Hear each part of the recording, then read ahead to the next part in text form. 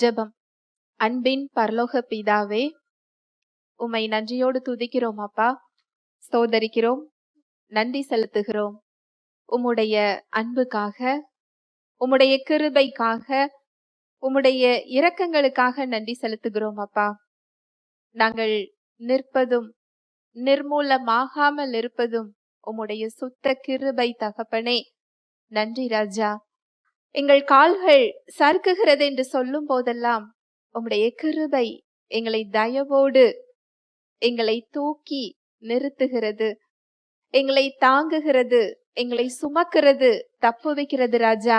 நன்றி செலுத்துகிறோம். உம்மை போற்றுகிறோம், உம்மை புகழுகிறோம், உம்மை வணங்குகிறோம் தகப்பனே.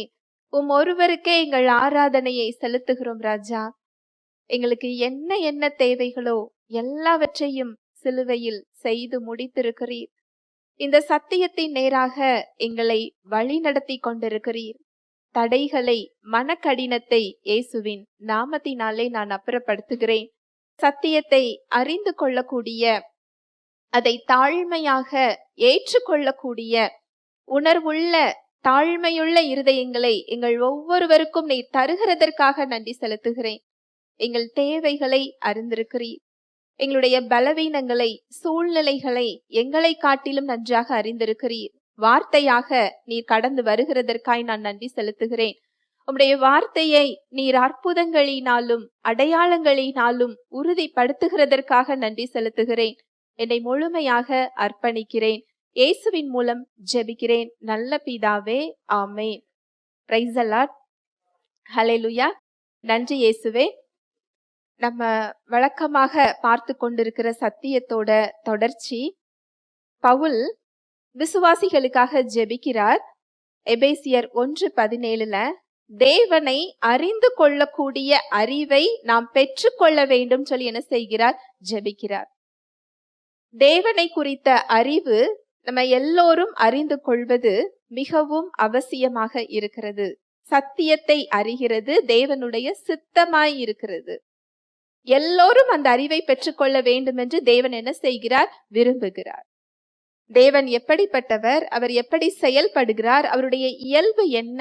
அவருடைய கேரக்டர் என்ன? ஏன்னா அவருடைய இயல்பில் ஒன்று என்னன்னா, அவர் மாறாதவர்.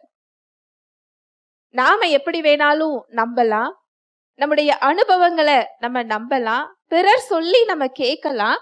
ஆனா தேவனுடைய இயல்பு மாறாதவர். அவர் அவருடைய வழிகளில் மாறாதவர், அவருடைய இயல்பில் மாறாதவர். அப்படி என்றால் அவரை அறிந்து கொள்வது மிக மிக முக்கியமான ஒன்று. தேவனுடைய இயல்பை குறித்து நம்ம பார்த்துக்கிட்டு இருக்கிறோம். அவர் அன்புள்ளவர், அவர் இரக்கம் உள்ளவர், அவர் நீதியுள்ளவர், அவர் பரிசுத்தம் உள்ளவர், அவர் கிருபையுள்ளவர், அவர் சத்தியம் உள்ளவர், அவர் உண்மையுள்ளவர். இதெல்லாம் நம்ம கடந்த பகுதிகளில் பார்த்தோம். தேவன் இரக்கம் உள்ளவர் அப்படிங்கிறத நம்ம பார்த்து கொண்டிருக்கிறோம். அவர் சிலுவையில காட்டின இரக்கம் என்ன? அவர் நரகத்துல காண்பித்த இரக்கம் என்ன? அவர் பரலோகத்துல இப்போ நமக்காக காண்பித்து கொண்டிருக்கின்ற இரக்கம் என்ன அப்படிங்கிறத பார்த்தோம். நம்முடைய அனுதின வாழ்க்கையில தேவனுடைய இரக்கத்தை எப்படி பெற்றுக்கொள்வது? ஏனென்றால் அவருடைய வார்த்தை ஒரு தியாலஜி கிடையாது, ஒரு இறையியல் கோட்பாடு மாத்திரம் அப்படி இல்லை. அது ஒரு லிவிங் பீயிங். அப்படின்னா ஒரு உயிருள்ள ஒன்று. விசுவாசிக்கிறவர்களுக்கு அது உயிராக மாறக்கூடியது. அது உங்க வாழ்க்கையில பலனை கொடுக்க கூடியது. நீங்க மாம்ச கண்களால பார்த்தீங்கன்னா அது வெறும் வார்த்தை தான். நீங்க விசுவாசிச்சு பார்த்தீங்க அப்படின்னா அது உயிரோடு எழும்பி வரக்கூடியதை உங்களால என்ன செய்ய முடியும்? பார்க்க முடியும். ஒரு விசுவாசியோட வாழ்க்கையில அவருடைய இரக்கம், அவருடைய கிருபை, அவருடைய அன்பு, அவருடைய தயவு, அவருடைய வல்லமை எப்பொழுதாவது செயல்படணும் அப்படிங்கிறது தேவனுடைய சித்தம் இல்லை. என்றைக்காவது அந்த வல்லமையையும் அன்பையும் பெற்றுக்கொள்ளணும் அப்படிங்கிறது தேவனுடைய சித்தம் அல்ல. அனுதின வாழ்க்கையில அதை நீங்க தினம் தினம் அனுபவிக்கிறது தான் அவர் உங்களுக்காக வைத்திருக்கிற சிறந்த ஒன்று. ஹல்லேலூயா. Praise the Lord. உங்க வாழ்க்கையில அனுதினமும் இன்னைக்கு நான் தேவனுடைய அன்பை நான் ருசிக்க போறேன், அவருடைய வல்லமையை நான் பார்க்க போறேன், அவருடைய கிருபையை நான் பெற்றுக்கொள்ள போறேன், அவர் பாதுகாப்பை நான் பெற்றுக்கொள்ள போறேன், அவர் இரக்கத்தை நான் பெற்றுக்கொள்ள போறேன், அவர் ஆலோசனையை நான் பெற்றுக்கொள்ள போறேன், அவர் வழி நடத்துதலை நான் என்ன செய்ய போறேன், பெற்றுக்கொள்ள போறேன். இது நம்முடைய அனுதின வாழ்க்கையில வெளிப்படுவதற்காக தான், அவரது நாமத்தை மகிமைப்படுத்துவதற்காக தான் அவர் நமக்குள்ள என்ன செய்கிறார், காத்து கொண்டிருக்கிறார்.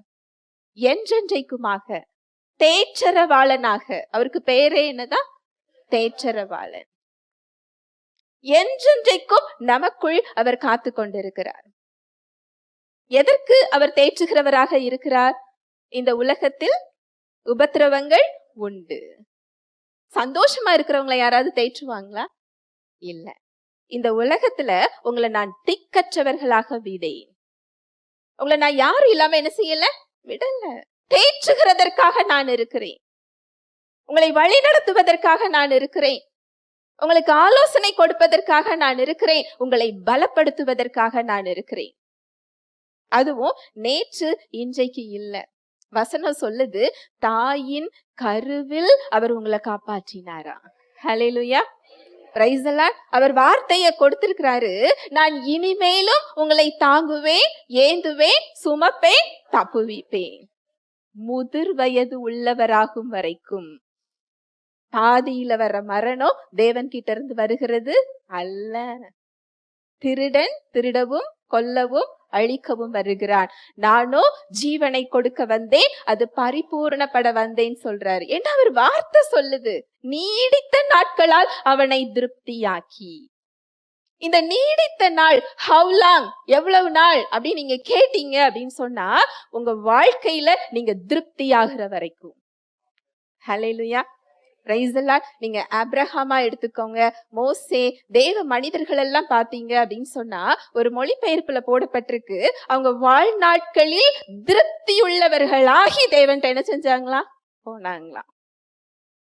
அந்த உடன்படிக்கையில அவங்க வாழ்நாட்கள்ல திருப்தியுள்ளவர்களாகி அவங்களால போக முடிந்தது என்றால், அதை விட சிறந்த உடன்படிக்கையில நம்ம என்ன செஞ்சுக்கிட்டு இருக்கிறோம், வாழ்ந்து கொண்டிருக்கிறோம்.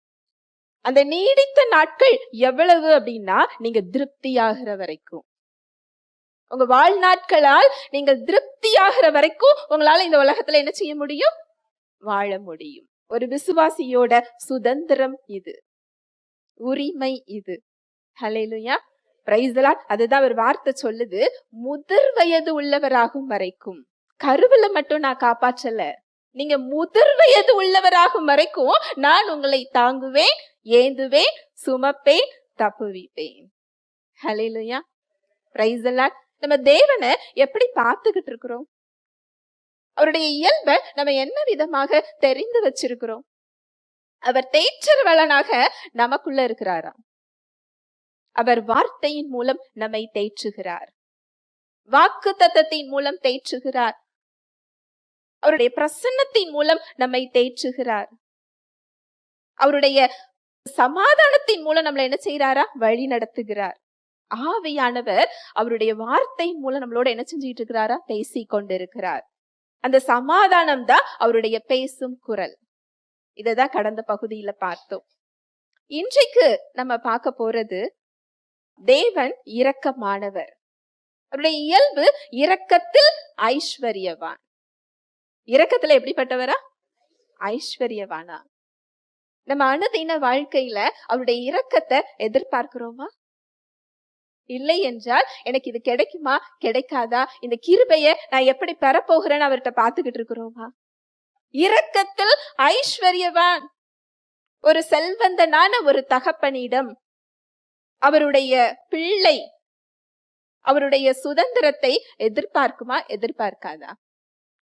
என் அப்பா கிட்ட இவ்வளவு இருக்குது, அது எனக்குதான் அப்படிங்கிற அந்த நிச்சயமும் எதிர்பார்ப்பும் அந்த பிள்ளைக்கு இருக்குமா இருக்காதா? நிச்சயமா இருக்கும். நம்முடைய பரம தகப்பன் இரக்கத்தில் ஐஸ்வர்யவான். இந்த இரக்கத்தை நம்ம வாழ்க்கையில எதிர்பார்க்கிறோமா? ஒவ்வொரு சூழ்நிலைகள்லையும் அந்த இரக்கம் எனக்கு உண்டு என்ற நிச்சயம் நமக்கு இருக்கிறதா? தேவன் இரக்கமானவர், சகலவித ஆறுதலின் தேவனாக அவர் இருக்கிறார், இரக்கத்தில் ஐஸ்வர்யவானாக இருக்கிறார். அவருடைய இரக்கம் எவ்வளவு பெரியது அப்படின்னு சொன்னா, நம்மீது நீடிய பொறுமையா இருக்கிறாரா. ஒருத்தர் கூட கெட்டு போக கூடாது என்பதற்காக அவர் என்ன செய்யறாரா, நீடிய பொறுமை. நம்ம மேல அவர் காண்பிச்சிருக்கிற பொறுமையே அந்த இரக்கத்தின் அடையாளம் தான். மனித குலம் பாவத்துல விழுந்து போன போதும் கூட அந்த இரக்கம் தான் அன்பாக வெளிப்பட்டு அவரை மாம்சத்துல வெளிப்பட செய்தது. ஒரு பெரிய மீட்பை நமக்கு அது என்ன செய்திருக்கிறது, பெற்று கொடுத்திருக்கிறது. அவருடைய இரக்கம் தான் அங்க மன்னிப்பை பெற்று தந்திருக்கிறது. உங்களுடைய வாழ்க்கையில நீங்க ஒவ்வொரு சூழல்லையும் அந்த மன்னிப்பை அவர்கிட்ட நீங்க எதிர்பார்க்கலாம். எனக்கு கிடைக்குமா கிடைக்காதா சந்தேகம் உங்களுக்கு வேண்டாம். தவறு செய்து விட்டு உங்களுடைய பிள்ளை உங்களிடத்துல ஓடி வரும் பொழுது, நீ தவறு செஞ்சுட்ட என்கிட்ட வராதுன்னு சொல்வீங்களா? என்ன சொல்லுவோம்? அணைத்துக் கொள்ளுவோம் இல்லையா? இனிமே அப்படி செய்யாத, அணைத்துக் கொள்ளுவோம் இல்லையா? நம்முடைய பரம தகப்பனும் அப்படிதான் இருக்கிறார். ஹல்லேலூயா, பிரைஸ் தி லார்ட். அவர்கிட்ட நீங்க குற்ற மனப்பான்மையோடு இருக்கிறீங்களா? தயங்கி தயங்கி நீங்க போறீங்களா? இந்த தயக்கம் உங்களுக்கு வேண்டாம். உங்களோட மனம் திரும்புதலை மாத்திரம்தான் அவர் எதிர்பார்க்கிறார். ஏன்னா அந்த மன திரும்புதல் தான் அவருடைய இரக்கம் உங்ககிட்ட செயல்பட முடியும். அந்த மன்னிப்பை உங்ககிட்ட அவர் காண்பிக்க முடியும். உங்களை அவர் சரி செய்ய முடியும், உங்களை சீர்படுத்த முடியும், உங்களை ஸ்திரப்படுத்த முடியும். நீங்க மனம் திரும்பும் பொழுது அவர் இறங்கி உங்களுக்கு மன்னிப்பை கொடுக்கிறது மாத்திரம் இல்ல, உங்களுடைய அந்தஸ்தையும் உங்களுடைய இடத்தையும் உங்க சுதந்திரத்தையும் திரும்ப கொடுக்க அவர் காத்து கொண்டிருக்கிறார். ஹல்லேலூயா, பிரைஸ் தி லார்ட். இதுதான் தேவனுடைய இரக்கம். அதுதான் இளைய குமாரனுடைய ஓமையில நம்ம பாக்குறோம். அந்த மகன் தந்தையிடம் இருந்து பிரிந்து செல்லுகிறார். தந்தை தனியாக என்ன செய்யல, அனுப்பல. தன்னுடைய சொந்த தீர்மானத்துல அவர் என்ன செய்கிறார், பிரிந்து செல்லுகிறார். அங்க உலகத்தோடு ஒத்த ஒரு வாழ்க்கை, எல்லாமே இழந்து, சாப்பாடுக்கு கூட வழி இல்லாமல், பன்றிகளுடைய சாப்பாடு கூட அவருக்கு என்ன செய்யல, கிடைக்கல. மனம் திரும்பி புத்தி தெளிந்துன்னு சொல்லி வசனம் சொல்லப்பட்டிருக்கும். புத்தி தெளிஞ்சாதான் மனம் என்ன செய்ய முடியும், திரும்ப முடியும். மனம் திரும்பலையா, இன்னும் என்ன தெரியல, புத்தி தெளியல. ஹல்லேலூயா, பிரைஸ் தி லார்ட். அந்த புத்தி தெளிந்து என் தகப்பன் வீட்டுல வேலையாட்களுக்கு கூட நல்ல உணவு இருக்கிறதே, என் தகப்பனிடத்தில் ஒரு வேலையாளாக நான் செல்லுவேன் அப்படின்னு சொல்லி அவர் போறார். அந்த தகப்பனோட இரக்கம் மன்னிப்பை கொடுத்தது மாத்திரம் இல்ல, அவர் வேலையாள் அப்படிங்கிற எதிர்பார்ப்புலதான் போறாரு. அந்த வேலையாள்ங்கிற அந்தஸ்தையா கொடுத்தாரு இல்ல, பிள்ளை என்ற அந்தஸ்து, அவருடைய சுதந்திரம், அவருடைய உரிமை மறுபடியும் அந்த ஸ்தானத்தில் அவர் நிலைநிறுத்தப்படுகிறார். தேவனுடைய இரக்கம் இன்றைக்கு உங்க வாழ்க்கையிலையும் அதை செய்ய காத்து கொண்டிருக்கிறது. ஹல்லேலூயா, பிரைஸ் தி லார்ட். அவர் குற்றப்படுத்துவது இல்லை. அவருடைய இரக்கம் உங்களுக்கு மன்னிப்பை கொடுத்து உங்களை சரி செய்ய விரும்புகிறது. உங்களை மறுபடியும் ரீஸ்டோர் பண்ண விரும்புது, புதுப்பிக்க விரும்புகிறது, மறுபடியும் சீரமைக்க அந்த இரக்கம் விரும்புகிறது. விபச்சார பெண், அவரை கொண்டு வந்து இயேசு கிறிஸ்து முன்னாடி விடுறாங்க. இயேசு கிறிஸ்து கிட்ட குற்றம் கண்டுபிடிக்கப்பட வேண்டும் அப்படின்னு சொல்லி அவரை கொண்டு போய் இயேசு கிறிஸ்து முன்னாடி விடுறாங்க. உங்களில் பாவம் செய்யாதவன் முதலில் இந்த பெண் மேல கல்லெறிய கடவன். கீழே குனிஞ்சு எழுத ஆரம்பிக்கிறாரு. நிமிர்ந்து பார்த்தா ஒருத்தருமே இல்ல. உன்னெல்லாம் குற்றம் சாட்டினவர்கள் எங்கன்னு கேக்குறாரு. யாருமே இல்ல அப்படிங்கிறாங்க. நானும் உன்னை ஆக்கினைக்குள்ளாக தீர்க்கிறது இல்லை, இனி நீ என்ன செய்யாத, பாவம் செய்யாதே. அவருடைய இரக்கம் அங்க மன்னிப்பை கொடுத்து, அங்க குற்றம் சாட்டுவதற்கு பதிலாக, தண்டனை கொடுப்பதற்கு பதிலாக அங்கு இன்னொரு வாழ்வின் ஆரம்பத்தை அந்த பெண்ணிற்கு கொடுக்கிறது. ஹல்லேலூயா, பிரைஸ் தி லார்ட். இதுதான் தேவனுடைய இரக்கம். இந்த இரக்கத்தோட செயல்படுற ஒரு முறை என்ன அப்படின்னா, நம்முடைய பாடுகள், யாருமே பாடுகள் இல்லைன்னு என்ன செய்ய முடியாது, சொல்ல முடியாது. இந்த பாடுகள் அனுபவிக்கும் பொழுது, இந்த பாடுகள் நம்முடைய முடிவு இல்லை. இதுதான் என் வாழ்க்கை அப்படின்னு சொல்லி நீங்க நினைச்சீங்கன்னா உங்களுடைய பாடுகள் நிரந்தரமானது அல்ல. இது ஒரு தற்காலிகம்தான். இந்த பாடுகளுக்கு பிறகு உங்க வாழ்க்கைய மறுசீரமைக்க அந்த இரக்கம் காத்து கொண்டிருக்கிறது. இன்னும் சொல்ல போனா உங்களை ரீஸ்டோர் பண்றதுக்கு, மறுபடியும் புதுப்பிக்கிறதற்கு, மறுபடியும் கட்டுவதற்கு, ஒரு புதிய ஆரம்பத்தை கொடுப்பதற்கு அந்த இரக்கம் என்ன செஞ்சுக்கிட்டு இருக்கா? காத்து கொண்டிருக்கிறது. ஹல்லேலூயா, பிரைஸ் தி லார்ட். நீங்க உறவுகளை இழந்திருக்கலாம், உங்களுடைய வருமானத்தை, ஆஸ்திகளை இழந்திருக்கலாம், நிறைய துரோகங்களை நீங்க சந்திச்சிருக்கலாம், இல்ல நீங்க பலவீனத்தினால உங்க சுகத்தை இழந்திருக்கலாம், உங்க நிம்மதியை இழந்திருக்கலாம். இன்னைக்கு என்ன சூழ்நிலைகள்ல இருந்தாலும் அவர் உங்களுக்கு பரிதாபப்படுகிற தேவன் மாத்திரம் இல்ல. உங்க பாடுகள்ல அவர் உங்களை பலப்படுத்துகிற தேவன் மாத்திரம் இல்ல. மறுபடியும் உங்களை சீரமைக்கிறதற்கு, உங்களை ரீஸ்டோர் பண்ணுவதற்கு, உங்களை மறுபடியும் கட்டமைப்பதற்கு அந்த இரக்கம் என்ன செஞ்சுக்கிட்டு இருக்கா? காத்து கொண்டிருக்கிறது. ஹல்லேலூயா, பிரைஸ் தி லார்ட். வாசிக்கலாம் 1 பேதுரு 5:10.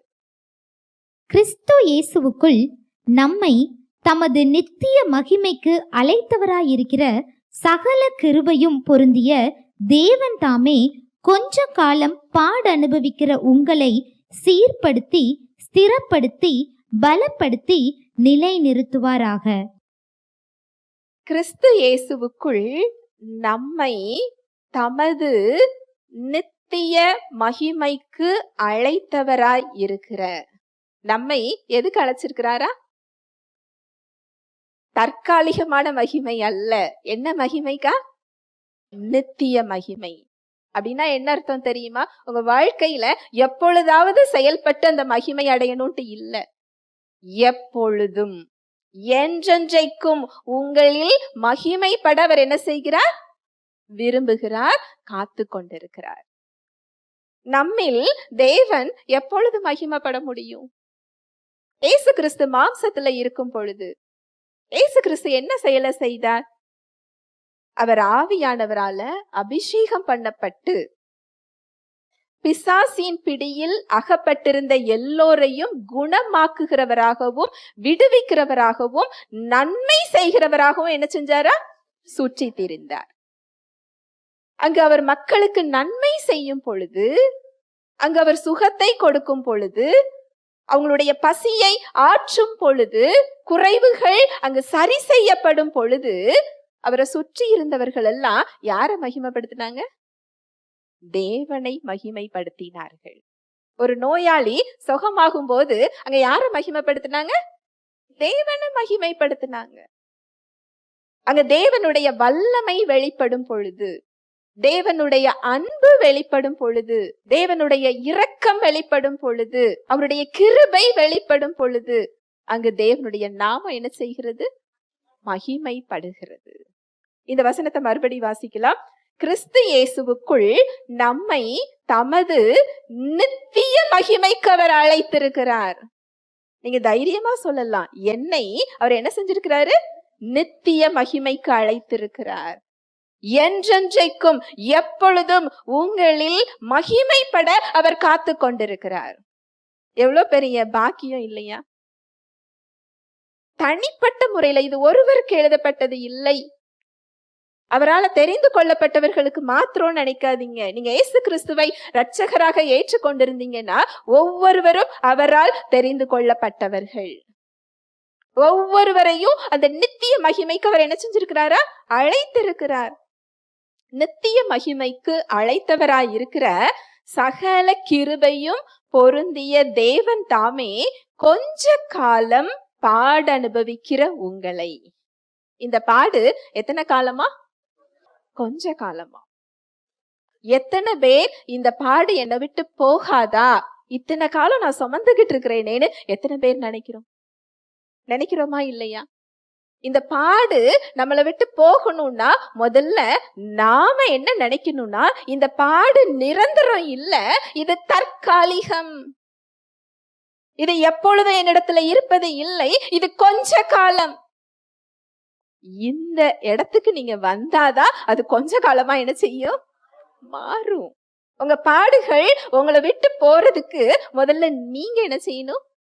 மாறணும். இது என்னோடதுன்னு பிரச்சனையை தூக்கி வைத்துக் கொண்டீர்கள் என்றால் அது உங்களோடதுதான் என்ன செய்யும்? இருக்கும்.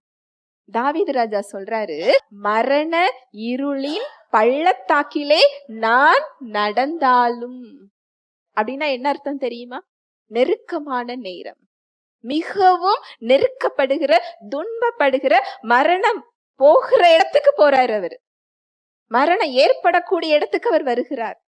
அப்படியே நான் நடந்தாலும் அப்படின்னா என்ன அர்த்தம்னா, இதுல நான் நடந்துதான் போறேனே தவிர இது எனக்கான இடம் இல்லை.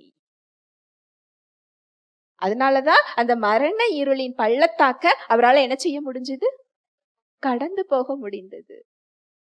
அவர் ஒரு முறை இல்ல, அங்க சவுலால மாத்திரம் இல்ல, அவருடைய சொந்த மகனால் அவர் துரத்தப்படுகிறார். அவர் எந்த துன்பத்தையுமே அதை அவர் அக்செப்ட் பண்ணி ஏற்றுக்கொள்ளல. நீங்க தேவ மனிதர்களை நீங்க எடுத்து வாசிச்சு பாத்தீங்கன்னா அந்த கொஞ்ச காலம் அப்படிங்கிறத அவங்க விசுவாசிச்சிருப்பாங்க. அப்சலோம் அங்க அவரை துரத்தி விடுகிறார்.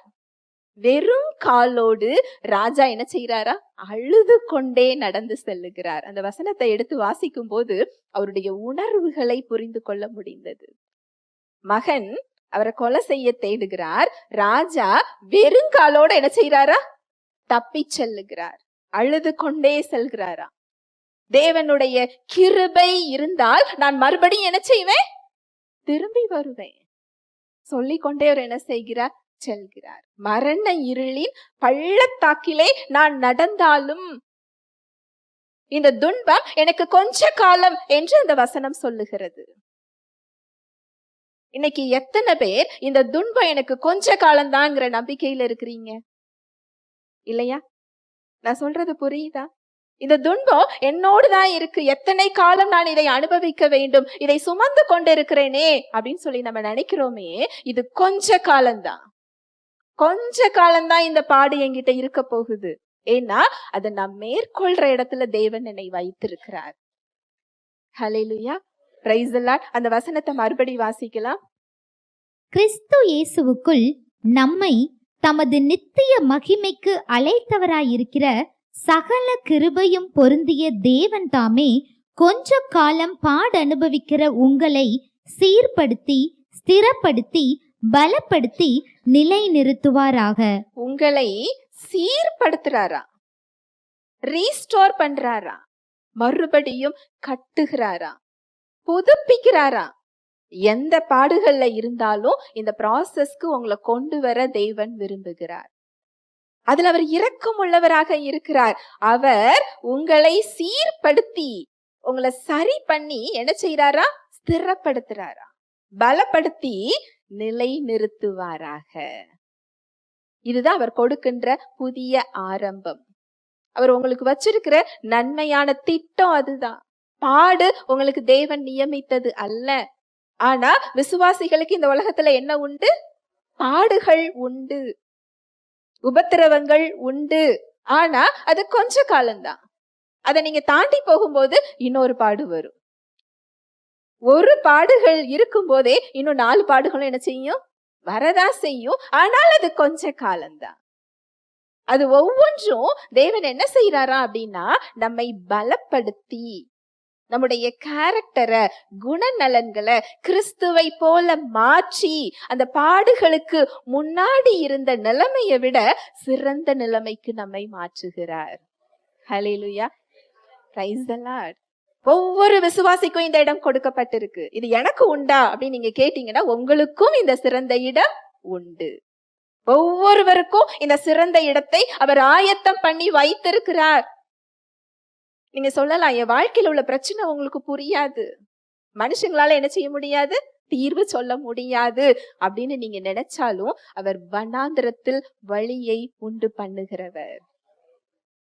வனாந்தரத்துல வழியை உண்டு பண்றவருக்கு உங்க வாழ்க்கையில ஒரு வழியை உண்டு பண்ண முடியாதா? வழியே இல்லாத இடத்துல அந்த மக்களை போஷித்தவருக்கு உங்களை போஷிக்க முடியாதா? உங்களுடைய எதிர்காலத்தை அவரால் வழி நடத்த முடியாதா? என்னால முடியும்னு சொல்றாரு. அதனாலதான் வருத்தப்பட்டு பாரம் சுமக்கிறவர்களே, நீங்கள் எல்லோரும் எங்க வாங்க? என்னிடத்தில் வாருங்கள், நான் உங்களுக்கு இளைப்பாறுதல் தருகிறேன். அந்த இளைப்பாறுதலை கொடுக்கதான் அவர் நமக்குள்ள இருக்கிறாரு. இங்க பிரச்சனை உண்டுன்னு அவருக்கு தெரியும், போராட்டம் உண்டுன்னு தெரியும், நம்மளால சுமக்க முடியாதுன்னு தெரியும். அதை சுமக்கிறதற்காக, அதுல நம்மளை பலப்படுத்துகிறதற்காக, சீர்படுத்துவதற்காக, ஸ்திரப்படுத்துவதற்காக, நிலைநிறுத்துவதற்காக, அவருடைய நாமத்தை நம்ம மூலம் மகிமைப்படுத்துவதற்காக. கொஞ்ச காலம் நீங்க ஒரு பாடல நின்னுகிட்டு இருக்கீங்கன்னா அது உங்களுக்கு கொஞ்ச காலம். முதல்ல அந்த விசுவாசத்துக்கு, அந்த நம்பிக்கைக்கு நீங்க என்ன செய்யணும்? வரணும். இது கொஞ்ச காலம்தான். இது நான் பெற்றுக்கொள்ள போற இடம் இது இல்ல. நான் தங்கி இருக்கின்ற இடம் அது அல்ல. தாவீது சொல்லல, அங்க தாவீது ராஜா இருந்து நான் மரண இருளின் பள்ளத்தாக்குல நான் கூடாரம் போட்டு தங்கி இருக்கேன்னு சொன்னாரா? இல்ல. ஜஸ்ட் நான் அதை என்ன செய்யறேன்? கடந்து போகிறேன். அது போல நீங்க இன்னைக்கு வச்சிருக்கிற இந்த பாடுகள், இந்த பிரச்சனைகள் உங்களுக்கு கொஞ்ச காலம்தான். இதுல நீங்க நடந்து போய்கிட்டு இருக்கிறீங்க, அதுல நீங்க தங்க போறது இல்லை. ஹல்லேலூயா, பிரைஸ் தி லார்ட். யோவேல் 2:25-26. நான் உங்களிடத்தில் அனுப்பின என் பெரிய சேனையாகிய வெட்டுக்கிளிகளும் பச்சை கிளிகளும் முசுக்கட்டை பூச்சிகளும் பச்சை புழுக்களும் பட்சித்த வருஷங்களின் விளைவை உங்களுக்கு திரும்ப அளிப்பேன். நீங்கள் சம்பூரணமாக சாப்பிட்டு திருப்தி அடைந்து உங்களை அதிசயமாய் நடத்தி வந்த உங்கள் தேவனாகிய கர்த்தருடைய நாமத்தை துதிப்பீர்கள். என் ஜனங்கள் ஒருபோதும் வெட்கப்பட்டு போவதில்லை. அவர் நம்மள ரீஸ்டோர் பண்றது, நம்மள புதுப்பிக்கிறது, மறுபடியும் கட்டமைக்கிறதுக்குரிய வாக்குத்தத்தம் தான் இந்த வசனம். வசனம் என்ன சொல்லுது பாருங்க. நான் உங்களிடத்தில் அனுப்பின என் பெரிய சேனையாகிய வெட்டுக்கிளிகளும் பச்சை கிளிகளும் முசுக்கட்டை பூச்சிகளும் பச்சை புழுக்களும் பட்சித்த வருஷங்களின் விளைவை உங்களுக்கு திரும்ப அளிப்பேன். எத்தனை பேர் என்னோட சுகத்தை இழந்து நான் நிற்கிறேன், என் சந்தோஷத்தை இழந்து நிற்கிறேன், என் நிம்மதியை நான் இழந்து இருக்கிறேன், என் வாழ்க்கையை இழந்து இருக்கிறேன், என் உறவை நான் இழந்து இருக்கிறேன். இத்தனை காலம் என்னோட வயசு போய்விட்டதே, இந்த வயசு எனக்கு திரும்ப வருமா? என்னுடைய உழைப்பு போய்விட்டதே, இந்த உழைப்பு எனக்கு திரும்ப வருமா அப்படின்னு நீங்க கேட்டீங்கன்னா, எதெல்லாம் இழந்தீங்களோ அதெல்லாம் அவர் என்ன செய்வாரா? திரும்ப அளிப்பார். ஹல்லேலூயா, பிரைஸ் தி லார்ட். அவராலே கூடாத காரியம் என்று ஒன்றுமே இல்லை. இதுல பச்சை கிளி, முசுக்கட்டை பூச்சி, வெட்டுக்கிளி, இதெல்லாம் நம்ம அனுபவிக்கிற பாடுகள்.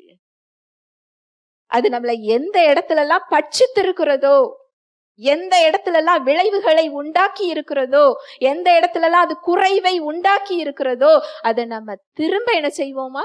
பெற்றுக்கொள்ளுவோம். இத நீங்க விசுவாசிக்கும் பொழுது உங்களால என்ன செய்ய முடியும்? பெற்றுக்கொள்ள முடியும்.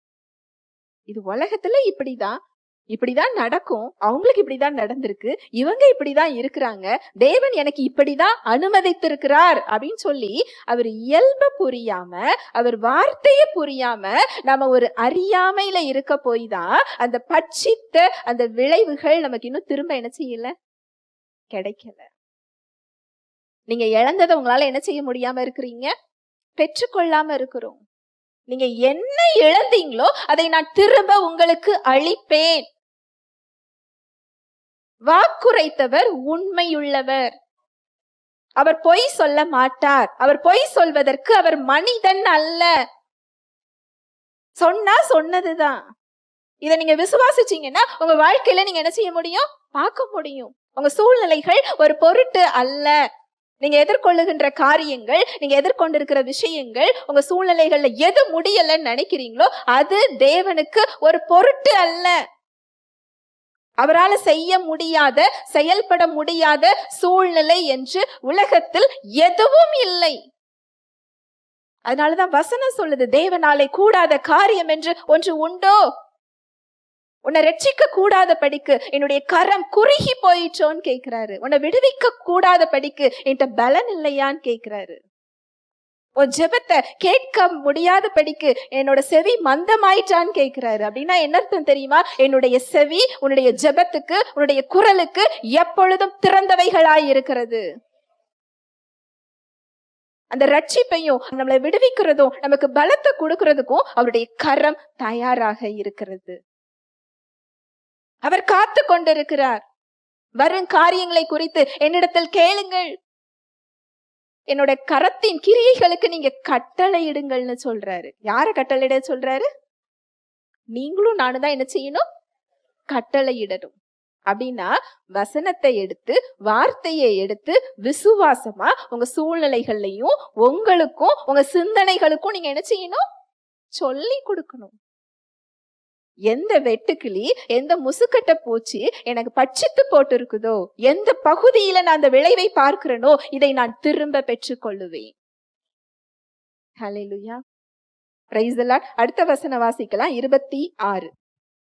நீங்கள் சம்பூரணமாக சாப்பிட்டு திருப்தி அடைந்து உங்களை அதிசயமாய் நடத்தி வந்த உங்கள் தேவனாகிய கர்த்தருடைய நாமத்தை துதிப்பீர்கள். என் ஜனங்கள் ஒருபோதும் வெட்கப்பட்டு போவதில்லை. நீங்கள் சம்பூரணமாக சாப்பிட்டு திருப்தி அடைந்து. அவர் எப்படி நம்மள மறுபடியும் ரீஸ்டோர் பண்றாரு அப்படின்னா, நம்ம திருப்தியாகிற விதமாக, முழுமையாக, பரிபூரணமாக. தேவன் கொடுக்கிறது எப்பவுமே கால்வாசி அரைவாசி நினைச்சே மாட்டாரு, கொடுக்க மாட்டார். அவர் பரிபூரணத்தின் தேவன். அவர் ஒவ்வொன்றையும் படைக்கிறார், அரை குறையாக இல்லை. அவர் செடி, புல், பூண்டு, விலங்குகள் எல்லாத்தையும் படைச்சிட்டு அதுல ஏதாவது ஒன்று அழிந்து போய்விட்டது, இல்ல ஒரு விலங்கு இறந்து போயிட்டுனா மறுநாள் அதை திரும்ப அவர் உருவாக்க வேண்டிய அவசியம் இல்லை. தன்னை தானே தன்னுடைய இயல்பில் ஒன்றை உருவாக்கக்கூடிய எபிலிட்டியோட தான் ஒவ்வொன்றையும் அவர் என்ன செஞ்சிருக்கிறார்? படைத்திருக்கிறார். அவர் பரிபூரணத்தின் தேவன். அவர் உங்களுக்கு நீங்க பூரணமா நீங்க சாப்பிட்டு நீங்க திருப்தி அடைந்து என் நாமத்தை நீங்க மகிமைப்படுத்துவீங்கன்னு சொல்றாரு. நம்ம பூரணமா நம்ம சாப்பிட்டு திருப்தி அடைகிறதுங்கிறது அவர் கொடுக்கிறத நம்ம பெற்றுக்கொள்றத குறிக்கிறது. நீங்க இழந்ததை திரும்ப பெற்றுக்கொள்றதுதான் அவர் நாமத்தை என்ன செய்யுமா? மகிமைப்படுத்தும். அந்த வசனத்தை மறுபடி வாசிங்க. நீங்கள் சம்பூரணமாக சாப்பிட்டு திருப்தி அடைந்து உங்களை அதிசயமாய் நடத்தி வந்த உங்கள் தேவனாகிய கர்த்தருடைய நாமத்தை துதிப்பீர்கள். என் ஜனங்கள் ஒருபோதும் வெட்கப்பட்டு போவதில்லை. இந்த சூழ்நிலையில நான் எப்படி திரும்ப பெற்றுக்கொள்ள முடியும்? இந்த இடத்துல எப்படி நான் ரீஸ்டோர் ஆக போறேன்? இதுல எப்படி தேவன் செயல்பட போகிறார் அப்படின்னு சொன்னா, வசனம் சொல்லுது, உங்களை அதிசயமாய் நடத்தி வந்த தேவன். அது அதிசயம்தான். அது உங்க கண்களுக்கு என்ன செய்யாது? புரியாது. நீங்க எப்படி அப்படின்னு கேள்வி கேட்டீங்கன்னா உங்களுக்கு அது என்ன செய்யாது? புரியாது. ஏன்னா அவர் அதிசயமானவர். அவர் அதிசயமான வழியில் நம்மை நடத்தி கொண்டிருக்கிறார். எத்தனை பேர் இதை விசுவாசிக்கிறோம்? என்னை அவர் அதிசயமான வழியில் நடத்தி கொண்டிருக்கிறார். இல்ல நான் எதிர்பார்க்கிற வழியில அவர் நடத்தணும்னு நினைக்கிறோமா? என்ன பிரச்சனை தெரியுமா? நம்ம எதிர்பார்க்கிற வழியில அவர் நடத்தணும்னு நம்ம என்ன செஞ்சுட்டு இருக்கிறோம்? நினைக்கிறோம். அதிசயமான வழியை நம்ம இன்னும் என்ன செய்யல? விசுவாசிக்கல. அந்த விளைவுகளை அவர் திரும்ப அளிக்கிறது எப்படிப்பட்ட வழியில திரும்ப அளிக்கிறாரா? அதிசயமான வழி. அதிசயமான வழினா உங்க கண்களுக்கு அது புலப்படாது, உங்க சிந்தனைகளுக்கு அது புரியாது. அவர் வார்த்தை சொல்லுதா, நான் நம்புறேன். மரியாளை போல விசுவாசிக்க நம்ம என்ன செய்யணும்? கற்றுக்கொள்ளணும். நான் பார்க்கணும்னு அவசியம் இல்லை, நான் புரிந்து கொள்ளணும்னு அவசியம் இல்லை. உங்க வார்த்தை சொல்லுதா, நீங்க சொல்றீங்களா, நான் என்ன செய்யறேன்? நம்புகிறேன். ஆமே, அப்படியே ஆகட்டும். நீங்க அதிசயமா திரும்ப தருவேன்னு சொல்றீங்களா? அப்படியே ஆகட்டும். அவ்வளவுதான். இதுதான் ஒரு சிம்பிள் ஃபெய்த். எளிமையான ஒரு விசுவாசம். எளிமையா அதை அக்செப்ட் பண்ணிக்கிறது. இந்த இடத்தை தான் தேவன் உங்ககிட்ட என்ன செய்கிறார்? விரும்புகிறார்.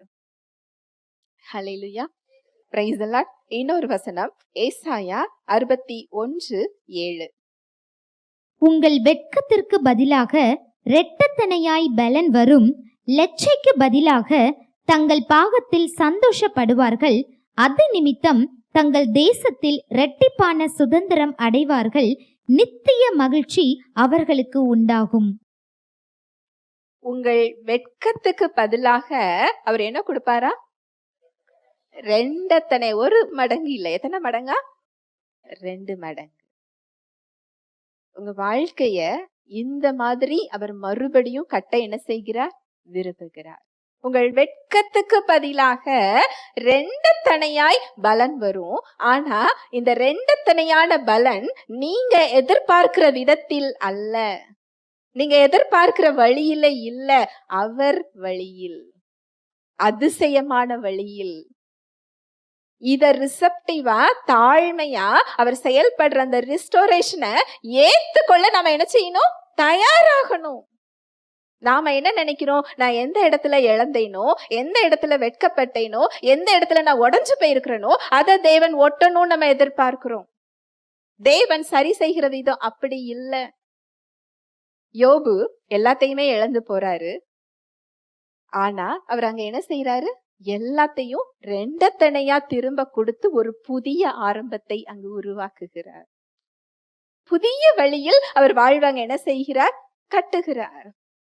யோசேப்பு, அதாவது வேதத்துல ஒரே நாள்ல ஒரு பணக்கார தகப்பனுக்கு பிள்ளையாக இருந்து ஒரே நாள்ல எல்லாவற்றையும் என்ன செய்கிறார்? இழந்து போகிறார். சிறுவனாக இருக்கும்போது ஒரு 17 வயசுதான் ஆகுது. எல்லாவற்றையும் இழந்து போகிறார். அதோட அவருடைய வேதனை நிற்கல, அடிமையாக விற்கப்படுகிறார். அங்க அடிமை சந்தையில அவரை விற்கிறாங்க. போத்திபார் வீட்டுக்கு போறாரு. போத்திபாரோட மனைவியினால மறுபடியும் துன்பத்துக்கு என்ன செய்யறாரு? ஆளாகிறார். அநியாயமாய் குற்றம் சாட்டப்பட்டு சிறைச்சாலைக்கு அங்க என்ன செய்கிறார்? போகிறார். இந்த இடத்துல தேவன் அவருடைய வாழ்வை எப்படி ரீஸ்டோர் பண்ண முடியும்னு நினைக்கிறீங்க? அவர் அப்பா வீட்டுக்கு ஒருவேளை திரும்ப கூட்டிட்டு போவாரோ? அவருடைய அண்ணன் தம்பி எல்லாம் கூட்டிட்டு வருவாரோ? அவங்க இவரை திரும்ப கூட்டிட்டு போயிடுவாங்களா? மறுபடியும் தன் தகப்பன் வீட்டுல அவர் சந்தோஷமா இருக்கிறது தான் ரீஸ்டோர்னு நம்ம நினைப்போம். ஆனா தேவன் அவர் வாழ்வை எப்படி ரீஸ்டோர் பண்ணாரு? அதிசயமாக, அவருடைய வழியில், அவருடைய நேரத்தில். அங்க யோசேப்பை பலப்படுத்தி, சீர்படுத்தி, ஸ்திரப்படுத்தி ஒரு அதிகாரத்துல அங்க நிறுத்துகிறார். அவர் கொடுத்த அந்த ரீஸ்டோரேஷனே வேற. நம்ம என்ன நினைப்போம்? நான் சொல்ல வர்றது புரியுதா? யோசேப்போட வாழ்வு திரும்ப கட்டப்படணும்னா அவர் குடும்பத்தோடு அங்க கொண்டு போய் என்ன செய்யணும்? ஒன்று சேரணும். அந்த தகப்பன் வீட்டுக்கு போகணும். தகப்பனோட அந்தஸ்தையும் ஆஸ்தியையும் செல்வத்தையும் அன்பையும் அவர் அனுபவிக்கணும். இததான் நம்ம ரீஸ்டோர் நினைப்போம் இல்லையா? அப்படிதான் நம்ம வாழ்க்கையில என்ன செஞ்சுக்கிட்டு இருக்கிறோம்? எதிர்பார்த்துட்டு இருக்கிறோம். ஆனா தேவன் அப்படி செயல்படல. அதிசயமாக அந்த பாடுகள் அவர் வாழ்க்கையில இருந்தது. ஆனா அந்த பாடுகள் யோசேப்பை மேற்கொள்ளவில்லை. அதான் வசனம் சொல்லுது, நீ தண்ணீர்ல நடந்தாலும் சரி, நீ கடல் மேல நடந்தாலும் சரி, நீ அக்னியில நடந்தாலும் சரி, உன்னை காக்கும்படிக்கு நான் என்ன செய்யறேன்? உன்னோடு கூட இருக்கிறேன். இதெல்லாம் உனக்கு வராதுன்னு அவர் என்ன செய்யல? சொல்லல. அவர் சிறைச்சாலையில இருந்தாலும் சரி, குழிக்குள்ள தூக்கி போட்டாலும் சரி, போத்திபார் வீட்டுல இருந்தாலும் சரி, அடிமை சந்தையில இருந்தாலும் சரி, அவரை காக்கும்படிக்கு யார் இருந்தாரு? கர்த்தர் இருந்தார். அவரை சீர்படுத்தி, அவரை ஸ்திரப்படுத்தி, அவரை பலப்படுத்தி, அவர் வாழ்வை ரீஸ்டோர் பண்ண விதம் என்ன அப்படின்னு சொன்னா, ஒரு உயர்ந்த அதிகாரம், பலரது வாழ்விற்கு நன்மையை கொடுக்கின்ற ஒரு வாழ்வு. அதுல அடிஷ்னலா அவருடைய குடும்பமும் அங்க என்ன செய்து கொள்கிறது? சேர்ந்து கொள்கிறது. ஹல்லேலூயா, பிரைஸ் தி லார்ட். இதுதான் நம்ம நினைக்கிறதற்கும் அவர் நமக்கு ஆயத்தம் பண்ணி வைத்திருக்கிறதுக்கும் உள்ள வித்தியாசம். இதுதான் நம்ம பாடுகளுக்கு மத்தியில நமக்கு புரியாது. ஏன் இப்படி நடக்குது? எதற்கு இப்படி நடக்குது? என் வாழ்க்கையில ஒரு அர்த்தம் இல்லையே, எதை நோக்கி நான் போய் கொண்டிருக்கிறேன்? இந்த இடத்துல நீங்க ஒரு பிரேக் போட்டு யார பார்க்கணும்? கர்த்தரை பார்க்கணும். நம்பிக்கை இல்லாதவர்களுக்கு அவர் நம்பிக்கையின் தேவனாக இருக்கிறார். நம்பிக்கையே இல்லைன்னு சொல்றீங்களா? அவர் நம்பிக்கை கொடுக்கிறவராக இருக்கிறார். இந்த நம்பிக்கையை நமக்கு கொடுக்கிறதற்கு தான் அவர் இறங்கி வந்தார். நீங்க அவரை நோக்கி பாருங்க, அந்த நம்பிக்கையை உங்களால பெற்றுக்கொள்ள முடியும். அந்த நம்பிக்கையை அவர் மாத்திரம்தான் உங்களுக்கு தர முடியும். மனுஷனால உங்களுக்கு என்ன செய்ய முடியாது? தர முடியாது. மனுஷனால நம்பிக்கை கொடுத்து உங்களை உயர்த்தவும் என்ன செய்ய முடியாது? முடியாது.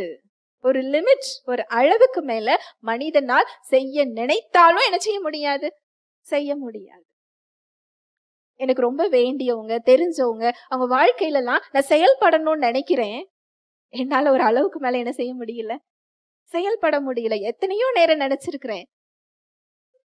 செய்யறதுக்கு நமக்கு வல்லமை இருந்தாலும், செய்யறதுக்கு நமக்கு அதிகாரம் இருந்தாலும், எல்லா நேரத்திலும் எல்லாரோட வாழ்க்கையிலையும் நம்மளால என்ன செய்ய முடியாது? செயல்பட முடியாது. இத நம்ம புரிந்து கொண்டோம் அப்படின்னா தேவனை நம்மளால என்ன செய்ய முடியும்? நம்ப முடியும். அவர்கிட்ட போக முடியும். நம்ம உலகத்துல வழி இருக்குங்க போய் தான் உலகத்தை பார்த்துக்கிட்டு இருக்கிறோம். இல்ல, அது ஒரு லிமிட். அதுக்கு மேல உங்களுக்கு அங்க வழி கிடையாது. அவரை பார்த்தாதான் வழி. அவரை பார்க்கும் பொழுது உங்களுக்கு அந்த நம்பிக்கையை கொடுத்துருவாரு. ஏன் இப்படி நடக்குன்னு யோசேப்புக்கு புரியாம இருக்கலாம். ஆனா இதை எனக்கு அவர் நன்மையாக மாற்றுவார் அப்படிங்கிற நம்பிக்கை அங்க தேவன் மேல இருக்க போய் தான் தேவனால அங்க செயல்பட முடிந்தது. நம்ம நினைக்கிறோம் தேவன் ஏன் என் வாழ்க்கையில செயல்படல. அவர் செயல்பட முடியாத இடத்தில் நாம என்ன செஞ்சுக்கிட்டு இருக்கிறோம்? நின்று கொண்டிருக்கிறோம். நம்ம சூழ்நிலை இல்ல, நம்ம சிந்தனை. உங்களுடைய பிரச்சனை இதுதான், என் வாழ்க்கை இதுதான், இதுக்கு மேல இதை ஒன்று செய்ய முடியாது, இது என்னோட விதி அப்படின்னு சொல்லி நீங்க ஏற்றுக்கொண்டீங்கன்னா தேவனாலையும் உங்க வாழ்க்கையில என்ன செய்ய முடியாது?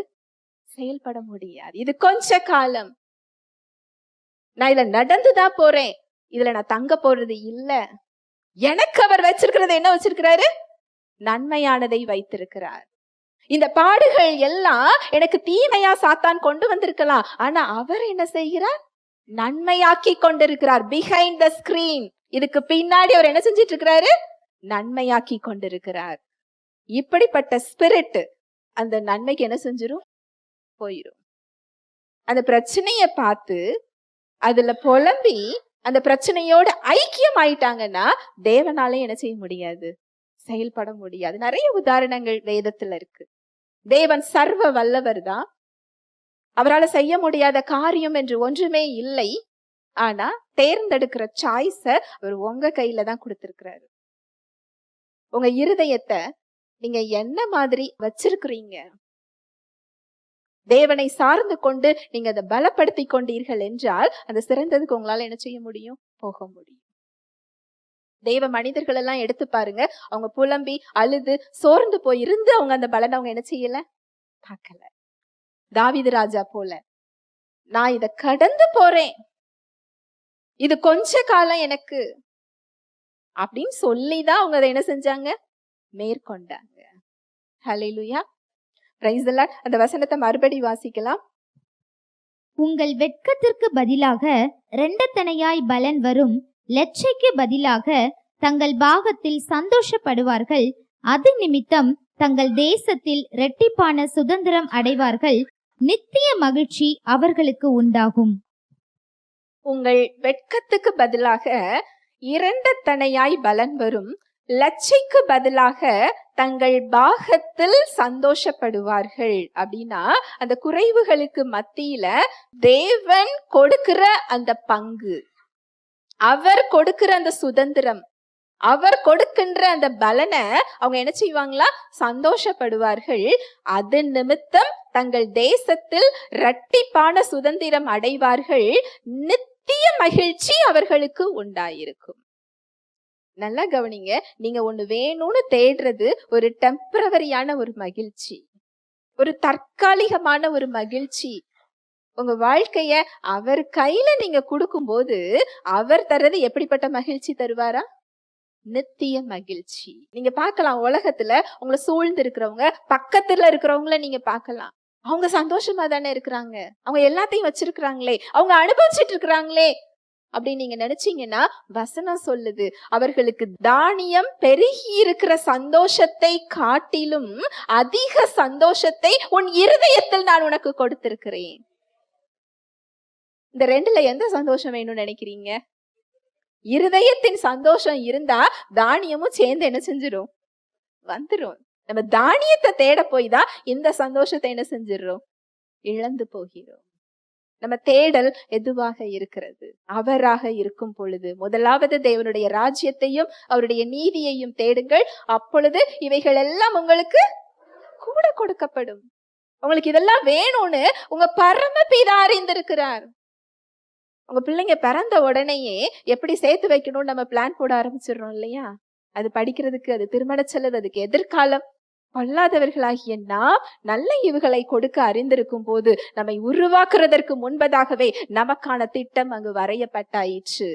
அது நன்மைக்கு ஏதுவானவைகளே, அது தீமைக்கு ஏதுவானவைகள் அல்ல என்று அவரது வார்த்தை சொல்லுகிறது. ஹல்லேலூயா, பிரைஸ் தி லார்ட். நித்திய மகிழ்ச்சி. உங்க பிரச்சனை என்னவா இருந்தாலும் அந்த மகிழ்ச்சி உங்களை மேற்கொள்ள வைக்கும். அது உங்களுக்கு நம்பிக்கையை அங்க கொடுக்கும். நவோமி நம்ம எல்லாருக்கும் தெரியும். பிரச்சனை எதனால வந்ததுன்னா, உண்மையே சொல்லணும்னா அவங்க தேவனுடைய சித்தத்தின்படி அங்க என்ன செய்யல, செயல்படல. அவங்க இஸ்ரேல் நாட்டை விட்டு ஒரு புறஜாதி நாட்டுக்கு போறாங்க. அந்த நாட்டோடு சம்பந்தம் வைத்துக் கொள்ள கூடாதுன்னு தேவனுடைய சட்டம் இருக்குது. அங்க போறாங்க, எல்லாவற்றையும் இழக்கிறாங்க. அப்போ தேவன் தான் அதையெல்லாம் இழக்க வைத்தாரா அப்படின்னு நீங்க கேட்டீங்கன்னா இல்ல. Price the Lord. ரூத் 1வது அதிகாரத்துல பாருங்க, அந்த வசனத்தை நான் சுருக்கமா சொல்றேன் உங்களுக்கு. நியாயாதிபதிகள் நியாயம் விசாரித்து வரும் நாட்களில் தேசத்திலே பஞ்சம் உண்டாயிற்று. அப்பொழுது யூதாவில் உள்ள பெத்லெஹேம் ஊரானாகிய ஒரு மனுஷன் தன் மனைவியோடும் 2 குமாரரோடும் கூட மோவாப் தேசத்திலே போய் சஞ்சரித்தார். அவர் பெயர் எலிமலேக்கு. இது நவோமியோட கணவர். எங்க போறாங்களா? மோவாப் தேசத்துக்கு போறாங்களாம். நீங்க பழைய ஏற்பாடு வசனங்களை எடுத்து வாசிச்சு பாத்தீங்கன்னா, மோவாப் தேசத்துல பொன் எடுக்கவும் கூடாது, பொன் என்ன செய்யக்கூடாது, கொடுக்கவும் கூடாது, சம்பந்தம் கலக்க கூடாதுன்னு வசனம் சொல்லுது. ஆனா இவர் தன்னுடைய குடும்பத்தையே ஷிஃப்ட் பண்ணி எங்க கொண்டு போறாரு? மோவாபுக்கு போறாரு. எப்பொழுதுமே தேவனுடைய வார்த்தையானது உங்களுக்கு பாதுகாப்பு. அதை நீங்க முதல்ல புரிந்து கொள்ளணும். அவர் வார்த்தை சொல்லுதுன்னு சொன்னா அது உங்களை கண்டித்து, உங்களை கஷ்டப்படுத்தி, அது ஒரு சிறைக்குள்ள உங்களை அழுத்துற ஒரு இடம் கிடையாது. உங்களை பாதுகாக்கிற ஒரு இடம், உங்களுக்கு ஜீவனை கொடுக்கிறது ஒரு இடம். அதை தாண்டி போகும்போது அதில் பாதுகாப்பு இல்லை. அதுல தேவனோட வழி நடத்துதலோ, அதுல பாதுகாப்போ என்ன செய்யாது, இருக்காது. அதுல விளைவுகள் வரும்போது தேவன் எனக்கு கொடுத்துட்டாருன்னு நம்ம என்ன செய்யக்கூடாது, சொல்லக்கூடாது. இங்க நவோமி அறியாமையில சொல்றாங்க. அவங்க பாதுகாப்பை மீறி அங்க போயிட்டாங்க. அவங்க பெத்லெஹேம்லயே இருந்திருந்தா அந்த பஞ்சத்துல அவங்களுக்கு உணவளிக்க வேண்டிய பொறுப்பு யாரோடது? கர்த்தரோடது. ஹல்லேலூயா, பிரைஸ் தி லார்ட். அங்க போய் எல்லாத்தையும் இழந்துட்டாங்க. இழந்துட்டு மருமகள் எல்லாம், நீ உங்க ஊருக்கு போமா, நீ போய் திரும்ப உன் புது வாழ்வை என்ன செஞ்சுக்கோ, ஆரம்பித்துக்கொள் சொல்றாங்க. ஒரு மருமகா போயிட்டாங்க. ரூத் என்ன செய்யல, போகல. அவங்க என்ன விஷயத்த நவோமிட்ட பார்த்தாங்கன்னு தெரியல. ஆனா தேவன் அவங்க என்ன செஞ்சிருக்கிறாங்க, பார்த்திருக்கிறாங்க. உம்முடைய தேவன் என்னுடைய தேவன், உம்முடைய ஜனம் என்னுடைய ஜனம் சொல்லி அங்க நவோமி பின்னாடி வர்றாங்க. நவோமியோட வாழ்க்கையில, ரூத் வாழ்க்கையில ஏதாவது ரீஸ்டோர் பண்ண முடியற மாதிரி இருக்குதா? இல்ல. உலக பிரகாரமாக இல்லை. ஆனா அவங்க வாழ்க்கையில அந்த சந்தோஷத்தை அவங்க திரும்ப பெற்றுக்கொண்டாங்களா? பெற்றுக்கொண்டாங்க. எப்படி தெரியுமா? ரூத் 4:16-17. நகோமி அந்த பிள்ளையை எடுத்து தன் மடியிலே வைத்து அதை வளர்க்கிற தாயானாள். அயல் வீட்டுக்காரிகள் நகோமிக்கு ஒரு ஆண் பிள்ளை பிறந்தது என்று வாழ்த்தி அதற்கு ஓபேத் என்று பெயரிட்டார்கள். அங்க ரூத் போவாச சந்திக்கிறாங்க. இதெல்லாம் கோ இன்சிடென்ஸ் கிடையாது. அதுதான் அதிசயமான பாதை. நம்ம பார்த்தோம் இல்லையா, அவர் நடத்துறது எப்படி நடத்துவாரு? அதிசயமான பாதை. அவங்க போய் அங்க தானியம் பறக்க போற இடமே யாரோட நலமா இருக்கு? போவாஸோட நலம். அங்க போவாஸ் ரூத் வேண்டான்னு நினைச்சிருக்கலாம். ஆனா அவருடைய இருதயம் அப்படிப்பட்டதாக இல்லை. ரூத் மேல தயையுள்ள ஒரு இருதயமாக இருக்கிறது. அங்கு திருமணம் நடக்குது. அவங்களுக்கு குழந்தை பிறக்குது. அந்த குழந்தையின் மூலம் நவோமி என்ன செஞ்சாங்களா?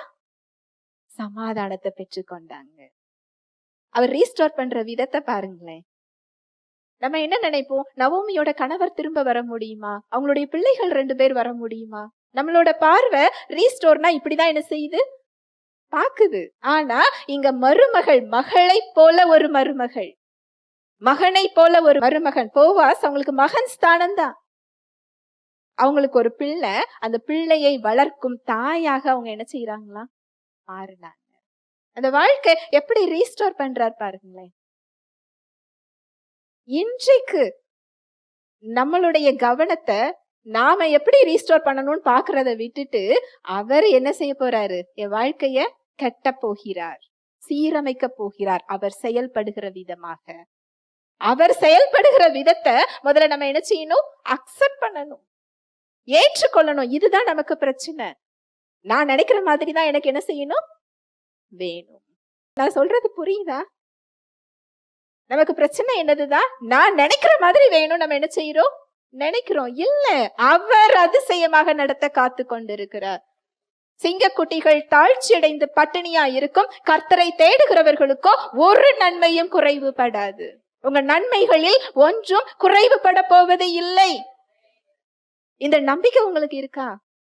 இந்த நிச்சயம் உங்களுக்கு இருக்கா? அதனாலதான் அவர் சொல்றாரு, என்னை தேடுங்கள், என்னை தேடுங்கள் என்று நான் உங்களை விருதாவாக சொல்லவில்லை. நான் அந்தரங்கத்துல நான் வெறுமையா பேசுறதும் இல்ல. ஏன் தேட சொல்றாரு?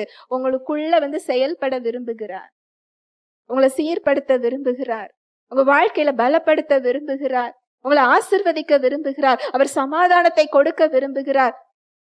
இந்த இடத்துல நமக்கு தேவை ஒரு மனம் திரும்புற இருதயம் தான் தேவை. இந்த இருதயத்துக்காக அவர் காத்து கொண்டிருக்கிறார். ஹல்லேலூயா, பிரைஸ் தி லார்ட். இன்னும் நிறைய சம்பவங்களை சொல்ல முடியும். மோசேயோட வாழ்க்கையில அவரோட வாழ்க்கை எப்படி போய்கிட்டு இருந்தது, தேவன் கொடுத்த வாழ்க்கை எப்படி இருந்தது, இரண்டுமே கான்ட்ராஸ்ட்.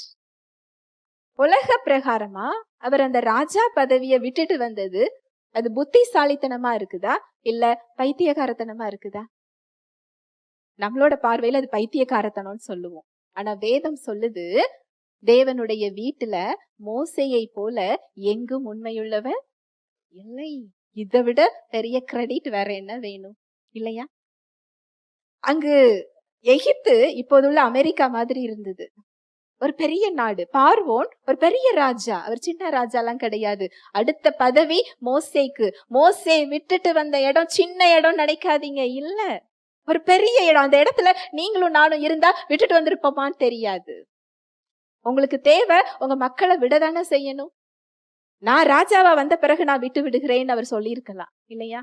அந்த மக்களை நான் படைபலத்தோடு கானானுக்குள்ளேயே கொண்டு போய் என்ன செஞ்சிடறேன்? விட்டு விடுகிறேன். அவரால் செய்யவும் முடியும். அப்படியே விட்டுட்டு தேவனுடைய திட்டத்திற்கு போகிறார். 40 வருடம் வனாந்தர வாழ்க்கை. வாழ் பிடித்த கை ஆட்டுக்குட்டி என்ன செய்யுது? மேய்த்து குளிப்பாட்டுகிறது.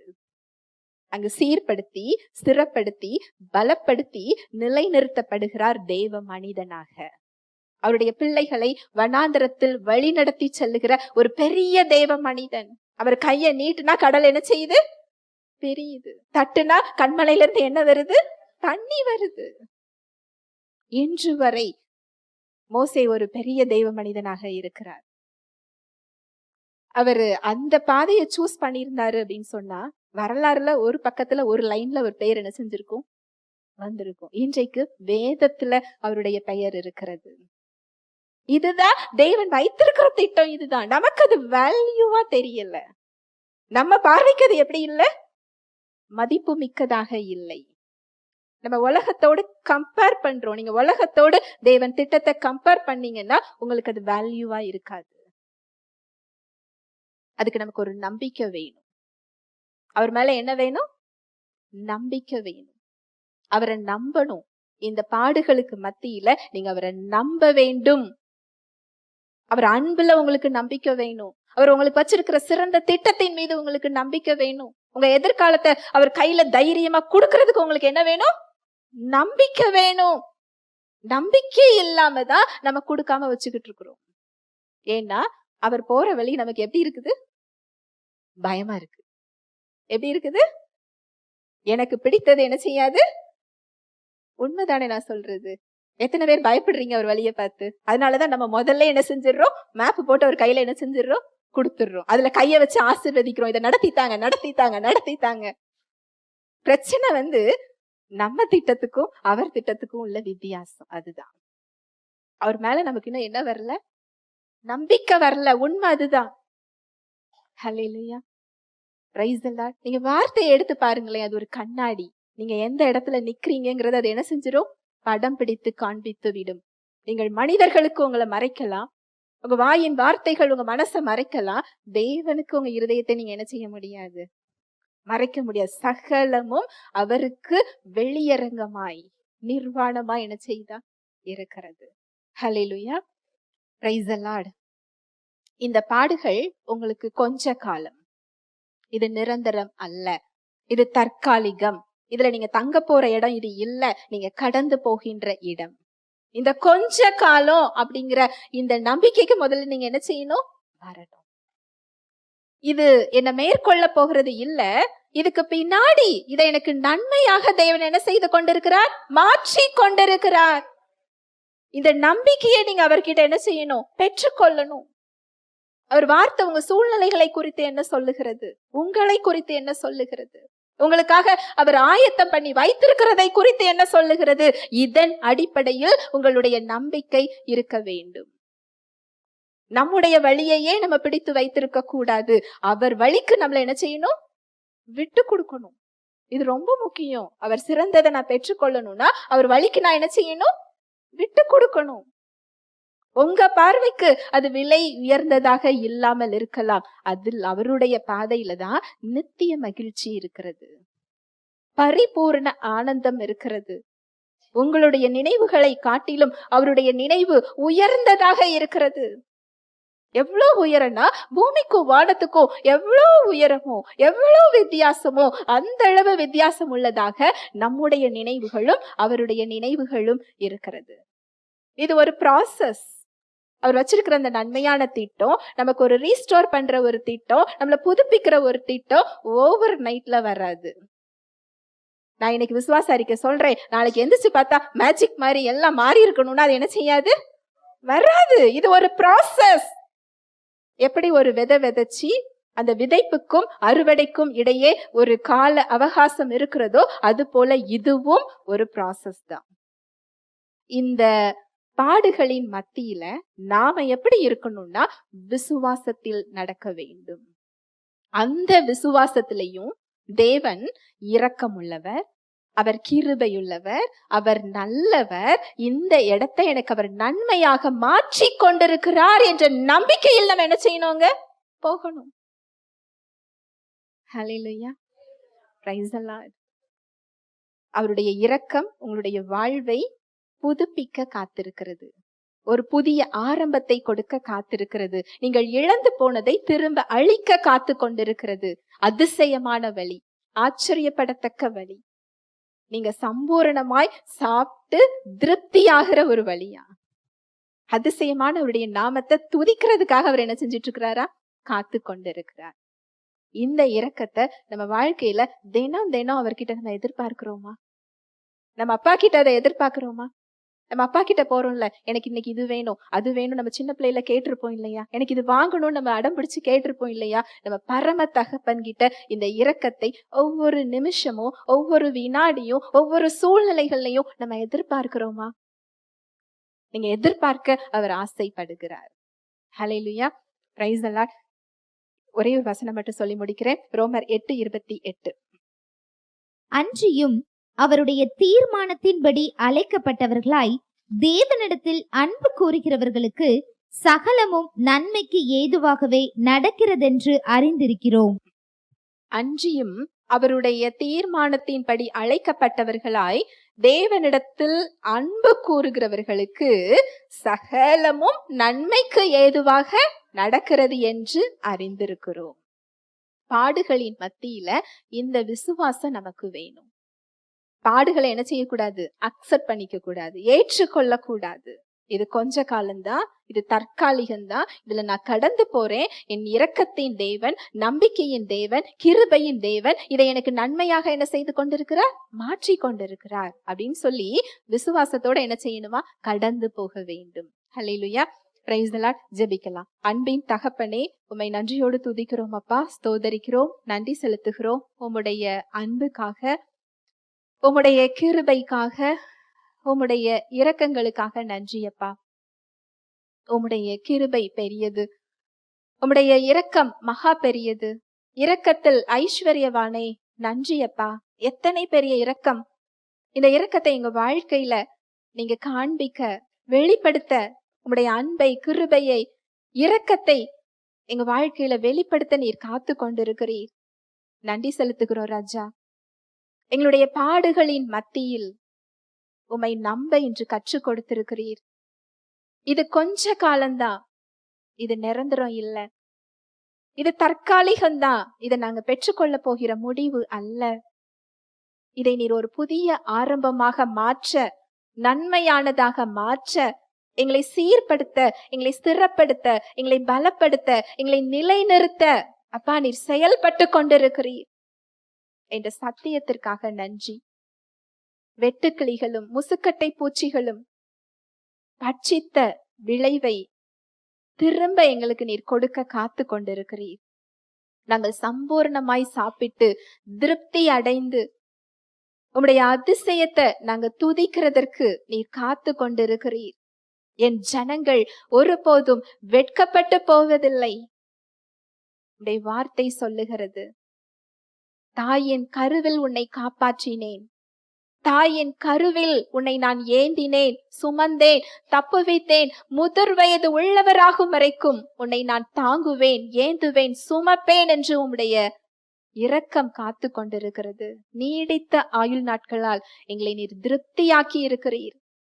இந்த பாடுகளின் மத்தியில் உம்முடைய நம்பிக்கையை, உம்முடைய விசுவாசத்தை, உம்முடைய ஆறுதலை, உம்முடைய பலத்தை எங்களுக்கு நீர் கொடுத்து கொண்டிருக்கிறீர்.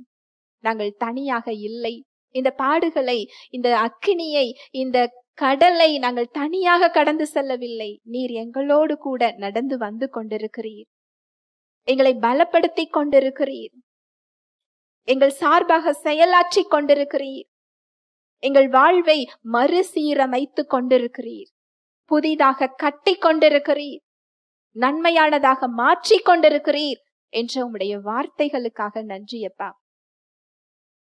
உம்முடைய நம்பிக்கை தரும், விசுவாசம் தரும், எங்களை பலப்படுத்தும் வல்லமை நிறைந்த உம்முடைய வார்த்தைகளுக்காக நன்றி. ஜீவனுள்ள வார்த்தைகளுக்காக நன்றி. வந்திருக்கிற ஒவ்வொருவரையும் உடைய கரத்தில் தருகிறேன். எந்த இடத்துல அவங்க முசுக்கட்டை பூச்சி, வெட்டுக்கிளி விளைவை சந்தித்து கொண்டிருக்கிறார்களோ அந்த பாடுகளின் மத்தியில் உம்முடைய பலம் அவர்களை பலப்படுத்தி அந்த விளைவை அவங்க திரும்ப அதில் பலன்களை பெற்றுக்கொள்றதற்காக நன்றி. ரெண்டத்தனையாய் உம்முடைய சுதந்திரத்தை அவங்க பெற்றுக்கொள்றதற்காக நன்றி. அவங்க நிந்தனை, வெட்கம், அவமானம் மாறி தலை நிமிரச் செய்கிறதற்காக நன்றி. தலையை நீர் நிமிரச் செய்கிற தேவனாய் இருக்கிறீரப்பா, நன்றி செலுத்துகிறேன். அவங்க தேவைகள் சந்திக்கப்பட்டதற்காக நன்றி. சகலவித ஆறுதலினாலும் ஆறுதல் செய்கிற தேவன் தாமே அவர்கள் ஒவ்வொருவரையும் ஆறுதல் படுத்தி பலப்படுத்துகிறதற்காக நன்றி. சகல பாடுகளையும் அவர்களுக்கு நீர் நன்மையாக மாற்றி கொண்டிருக்கிறதற்காய் நன்றி. அதற்கேற்ற வகையில அவங்க இருதயத்தை நீங்க பலப்படுத்துறதற்காய் நன்றி. அவங்க மனம் திரும்ப வேண்டிய இடங்களை நீர் சுட்டி காண்பித்ததற்காக நன்றி. ஒவ்வொருவரையும் உடைய கரத்தில் தருகிறேன். தடைகளை நீக்கி போடுகிற ஜெய கிறிஸ்து முன் செல்கிறதற்காக நன்றி. தேவ அன்பு, தேவ வாழ்வு, தேவ சமாதானம், தேவ ஆசிர்வாதம் இயேசுவின் நாமத்தினால அவங்க வாழ்க்கையில கட்டவிழ்கிறேன். வாழ்நாள் எல்லாம் நன்மையும் கிருபையும் அவர்களை பின்தொடருவதாக இயேசுவின் நாமத்தினாலே நான் ஆசிர்வதிக்கிறேன். இயேசுவின் மூலம் ஜெபிக்கிறேன் நல்ல பிதாவே, ஆமென்.